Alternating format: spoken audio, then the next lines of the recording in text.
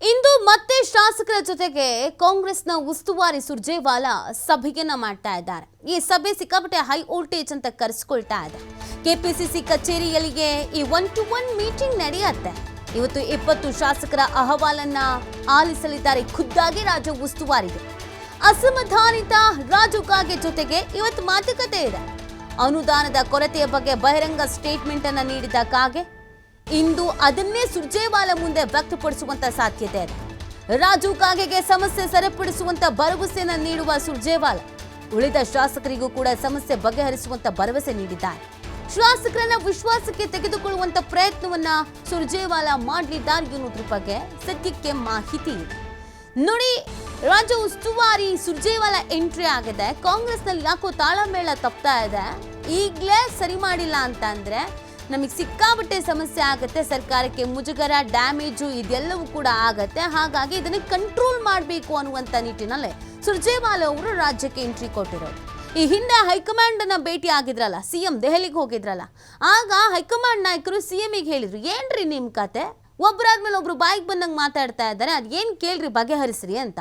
CM ಒಪ್ಕೊಂಡು ಬಂದಿದ್ರು, ಇಲ್ಲ ನಾನು ಅವ್ರ ಜೊತೆಗೆ ಮಾತಾಡ್ತೀನಿ ಅಂತ. ಬಟ್ ಹೈಕಮಾಂಡ್ ನಾಯಕರು ಉಸ್ತುವಾರಿಯವರಿಗೆ ಹೇಳಿದ್ದಾರೆ, ಇಲ್ಲ ನೀವೇ ಹೋಗ್ರಿ, ಒಬ್ಬರಾದ್ಮೇಲೆ ಒಬ್ರು ಅಸಮಾಧಾನ ವ್ಯಕ್ತಪಡಿಸ್ತಾ ಇದ್ದಾರೆ, ಇದು ವಿಪಕ್ಷಗಳಿಗೆ, ಬಿಜೆಪಿಗೆ, JDSಗೆ ಅಸ್ತ್ರ ಆಗ್ತಾ ಇದೆ, ಇದು ನೋಡ್ಕೊಂಡು ಯಾಕ್ರಿ ಸುಮ್ಮನೆ ಕೂರ್ಬೇಕು, ಹೋಗ್ರಿ ಅಂತ ಕಳಿಸಿದ್ದಾರೆ ಸುರ್ಜೇವಾಲಾ ಅವರನ್ನ. ನಿನ್ನೆ ಒಂದು 6 ಪಾಯಿಂಟನ್ನು ಶಾಸಕರುಗಳು ಹೇಳ್ಕೊಂಡಿದ್ದಾರೆ. ಯಾಕೆ ನಮಗೆ ಬೇಸರವಾಗ್ತಾ ಇದೆ, ಏನು ಅಸಮಾಧಾನ ಅನ್ನೋದು. ಸಚಿವರುಗಳು ನಮ್ಮ ಕೈಗೆ ಸಿಗ್ತಾ ಇಲ್ಲ, ಸಚಿವರುಗಳು ನಮಗೆ ಬೆಲೆ ಕೊಡ್ತಾ ಇಲ್ಲ, ನಾವು ಖುದ್ದಾಗಿ ಪತ್ರ ಬರೆದ್ರೆ ಅದಕ್ಕೆ ಪತ್ರ ಬಂದಿದೆ, ರೀಚ್ ಆಗಿದೆ, ನೋಡ್ತೀವಿ, ಮಾಡ್ತೀವಿ, ಹೇಳ್ತೀವಿ ಅಂತಲೂ ರಿಪ್ಲೈ ಮಾಡ್ತಿಲ್ಲ. ಅವ್ರ ಕೈಗೆ ಪತ್ರ ಸಿಕ್ಕಿದೆಯೋ ಸಿಕ್ಕಿಲ್ಲ ಅನ್ನೋದೇ ನಮಗೆ ಗೊತ್ತಾಗ್ತಾ ಇಲ್ಲ. ಫೋನ್ ಮಾಡಿದ್ರೆ ಎತ್ತಲ್ಲ, ಭೇಟಿಯಾಗಿ ಅಂದರೆ ಭೇಟಿ ಆಗಲ್ಲ, ಅಧಿಕಾರಿಗಳು ಪರವಾಗಿ ಮಾತಾಡ್ತಾರೆ, ನಮ್ಮ ಪರವಾಗಿ ಮಾತಾಡಲ್ಲ. ಸೊ ಈ ಥರದ್ದು ಸಾಕಷ್ಟು ಸಮಸ್ಯೆಗಳನ್ನು ಶಾಸಕರುಗಳು ಹೇಳ್ಕೊಂಡಿದ್ದಾರೆ. ಹಿಂಗಾಯಿತು ಅಂತಂದರೆ ಕ್ಷೇತ್ರದಲ್ಲಿ ನಮಗೆ ಕವಡೆ ಕಾಸಿನ ಕಿಮ್ಮತ್ತಿರಲ್ಲ, ನಮಗೆ ಬೆಲೆನೇ ಕೊಡಲ್ಲ. ಹೀಗಿದ್ಮೇಲೆ ನಾವು ಯಾಕ್ರಿ ಇಲ್ಲಿರಬೇಕು ನಾವು ಅಂತ ಕೇಳ್ಕೊಂಡಿದ್ದಾರೆ. ಸುರ್ಜೇವಾಲಾ ಅವರು ಎಲ್ಲರನ್ನೂ ಒಗ್ಗೂಡಿಸ್ಕೊಂಡು ಒಟ್ಟಿಗೆ ಕರ್ಕೊಂಡು ಹೋಗಬೇಕು ಅನ್ನುವಂಥ ಪ್ರಯತ್ನದ ಹಾದಿಯಲ್ಲಿ ಇದ್ದಾರೆ. ಸಹಜವಾಗಿ ಒಂದಷ್ಟು ಕಲ್ಲು ಮುಳ್ಳು ಎಲ್ಲ ಎದುರಾಗ್ತಾ ಇದೆ. ಬಟ್ ಅದೆಲ್ಲವನ್ನ ಸರಿಪಡಿಸಲೇಬೇಕಾದಂಥ ಜವಾಬ್ದಾರಿ ಸುರ್ಜೇವಾಲಾ ಅವ್ರ ಮೇಲೆ ಇದೆ. ಸೊ ಇದೀಗ ಇವತ್ತು ಕೂಡ ಕೆಲವು ಶಾಸಕರುಗಳು ತಮ್ಮ ಅಸಮಾಧಾನವನ್ನು ವ್ಯಕ್ತಪಡಿಸಲಿದ್ದಾರೆ. ಬಹಿರಂಗವಾಗಿ ರಾಜು ಕಾಗೆ ಅವರು ನಾನು ರಾಜೀನಾಮೆ ನೀಡಬೇಕಾಗತ್ತೆ ಅಂತ ಹೇಳಿದ್ರು. ಅವರನ್ನೂ ಕರೆಸಿ ಮಾತನಾಡಿ ನಿಮ್ಮ ಸಮಸ್ಯೆ ಏನು, ನಾವಿದ್ದೀವಿ, ತಲೆ ಕೆಡಿಸ್ಕೋಬೇಡಿ ಅಂತ ಹೇಳುವ ಸಾಧ್ಯತೆಗಳಿದೆ. ಈ ಬೆಳವಣಿಗೆಗಳ ಬಗ್ಗೆ ಮತ್ತಷ್ಟು ಮಾಹಿತಿಯನ್ನು ನೀಡ್ತಾರೆ ನಮ್ಮ ಪ್ರತಿನಿಧಿ ಶಿವು, ಫೋನ್ ಸಂಪರ್ಕದಲ್ಲಿದ್ದಾರೆ. ಶಿವು, ಈಗ ಸುರ್ಜೇವಾಲಾ ಅವರ ಎಂಟ್ರಿ ಬಹಳ ಅವಶ್ಯವಾಗಿ ಬೇಕಾಗಿತ್ತು ರಾಜ್ಯ ಕಾಂಗ್ರೆಸ್ಗೆ. ನಾಯಕರುಗಳು ಅಥವಾ ಶಾಸಕರುಗಳು ತಮ್ಮ ಅಸಮಾಧಾನವನ್ನು ಹೇಳ್ಕೊಳ್ತಾ ಇದ್ದಾರೆ, ನೇರವಾಗಿ ಸಚಿವರ ಕಡೆಗೆ ಬೊಟ್ಟು ಮಾಡಿ ತೋರಿಸ್ತಾ ಇದ್ದಾರೆ. ಸುರ್ಜೇವಾಲಾ ಅವರು ಇದನ್ನು ಹೇಗೆ ಬ್ಯಾಲೆನ್ಸ್ ಮಾಡ್ತಾ ಇದ್ದಾರೆ, ಏನೇನು ಅಸಮಾಧಾನವನ್ನು ಹೇಳ್ಕೊಂಡಿದ್ದಾರೆ, ಎಷ್ಟರ ಮಟ್ಟಿಗೆ ಇದು ಸರಿ ಹೋಗಬಹುದು ಅಂತ ಶಿವು? ನೀತಿ, ಕಾಂಗ್ರೆಸ್ ಶಾಸಕರ ಅಸಮಾಧಾನ ಶಮನಕ್ಕೆ ಸ್ವತಃ ಹೈಕಮಾಂಡ್ ಮಧ್ಯಪ್ರವೇಶವನ್ನ ಮಾಡಿದೆ. ರಾಜ್ಯ ಉಸ್ತುವಾರಿ ಸುರ್ಜೇವಾಲಾ ಅವರನ್ನ ರಾಜ್ಯಕ್ಕೆ ಕಳಿಸಿದೆ. ನಿನ್ನೆ ಸುರ್ಜೇವಾಲಾ 8 ಜನ ಶಾಸಕರಿಗೆ ಚರ್ಚೆಗೆ ಕರೆದಿದ್ರು. ಅದರಲ್ಲಿ 7 ಜನ ಶಾಸಕರು ನಿನ್ನೆ ಅಟೆಂಡ್ ಆಗಿದ್ದಾರೆ. ರಾಜು ಕಾಗೆ ಅವರು ಇವತ್ತು ನಾನು ಅಟೆಂಡ್ ಆಗ್ತೀನಿ ಅನ್ನುವಂತ ಕಾರಣಕ್ಕೆ ನಿನ್ನೆ ಗೈರಾಗಿದ್ರು.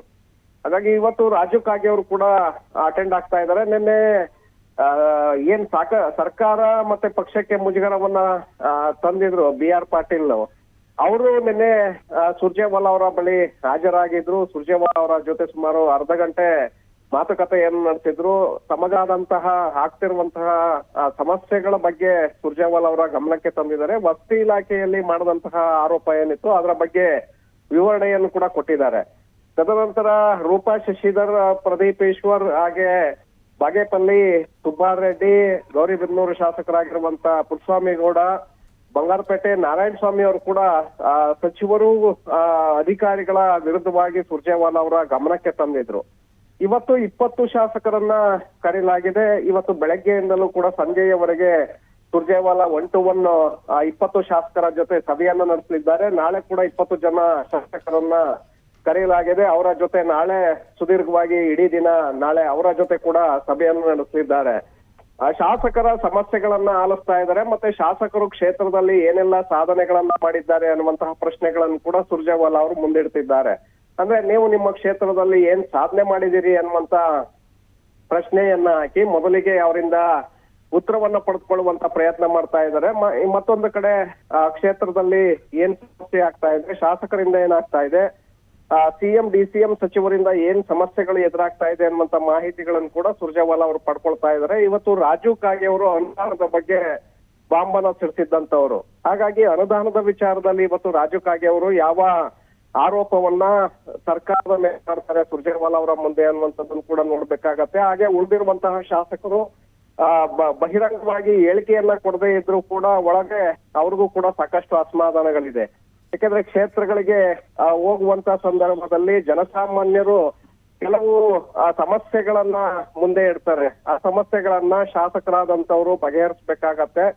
ಆದ್ರೆ ಅನುದಾನದ ಕೊರತೆಯ ಹಿನ್ನೆಲೆಯಲ್ಲಿ ಇವತ್ತು ಶಾಸಕರಿಗೆ ಆ ಸಮಸ್ಯೆಗಳನ್ನ ಬಗೆಹರಿಸೋದಕ್ಕೆ ಆಗ್ತಾ ಇಲ್ಲ. ಚುನಾವಣೆ ಸಂದರ್ಭದಲ್ಲಿ ಸಾಕಷ್ಟು ಭರವಸೆಗಳನ್ನ ಕೊಟ್ಟಿರ್ತಾರೆ ಜನರಿಗೆ. ನಾವು ಈ ಕೆಲಸ ಮಾಡ್ಕೊಡ್ತೀವಿ, ಈ ರೋಡ್ ಹಾಕೊಡ್ತೀವಿ, ಚರಂಡಿ ಮಾಡ್ಕೊಡ್ತೀವಿ, ನೀರಿನ ಟ್ಯಾಂಕ್ ಹಾಕೊಡ್ತೀವಿ. ಈ ರೀತಿಯಾಗಿ ಹಳ್ಳಿಗಳಲ್ಲೂ ಕೂಡ ಜನರಿಗೆ ಭರವಸೆಯನ್ನ ಕೊಟ್ಟಿರ್ತಾರೆ. ಆ ಭರವಸೆಗಳನ್ನ ಈಗ ಈಡೇರಿಸಬೇಕಾಗತ್ತೆ. ಆದ್ರೆ ಗ್ಯಾರಂಟಿಗಳ ವ್ಯಯದಲ್ಲಿ ಇವತ್ತು ಶಾಸಕರಿಗೆ ಸರಿಯಾಗಿ ಅನುದಾನಗಳು ಸಿಗ್ತಾ ಇಲ್ಲ. ಸೊ ಹಾಗಾಗಿ ಸಮಸ್ಯೆಗಳು ಜಾಸ್ತಿ ಆಗ್ತಾ ಇದೆ. ಇದರ ಬಗ್ಗೆ ಸುರ್ಜೇವಾಲಾ ಅವರ ಗಮನಕ್ಕೆ ಬಹುತೇಕ ಇವತ್ತು 20 ಶಾಸಕರು ಭಾಗಿಯಾಗ್ತಾ ಇದ್ದಾರೆ. ಎಲ್ಲರೂ ಕೂಡ ಮುಂದಿಡುವಂತ ಸಾಧ್ಯತೆಗಳಿದೆ. ಅದರ ಜೊತೆಗೆ ಸಚಿವರು ಸ್ಪಂದನೆ ಮಾಡದೇ ಇರುವಂತದ್ದು, ಅಧಿಕಾರಿಗಳ ನಡೆ, ಇದೆಲ್ಲದರ ಬಗ್ಗೆ ಕೂಡ ಸುರ್ಜೇವಾಲಾ ಅವರ ಗಮನಕ್ಕೆ ತರಲಿದ್ದಾರೆ.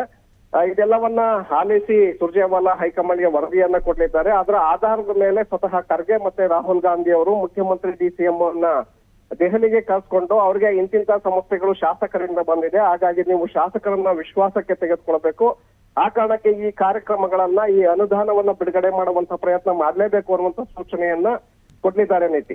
ಓಕೆ, ಥ್ಯಾಂಕ್ ಯು ಶಿವ ತಮ್ಮ ಡೀಟೇಲ್ಸ್ಗಾಗಿ.